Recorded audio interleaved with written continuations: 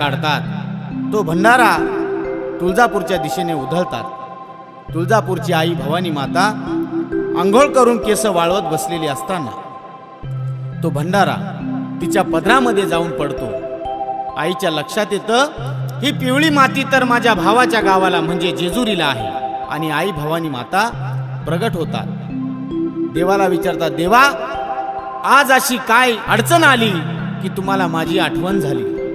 देव घडलेला प्रकार आई भवानी मातेला सांगतात आणि आईला म्हणतात, आई तू जी ड्युटी बुदली जोगव्याला घेऊन जातेस ती 2 दिवसासाठी मला उसनी म्हणून दे। आई भवानी माता म्हणतात, देवा तुम्हाला जर ड्युटी बुदली दिली तर सकाळी रामाच्या पहारामध्ये मला सुद्धा जोगव्याला जावं लागतं, तेव्हा खूप अंधार असतो। देवा मला सुद्धा उजेडाची गरज असते, जर तुम्हाला ड्युटी बुदली जर दिली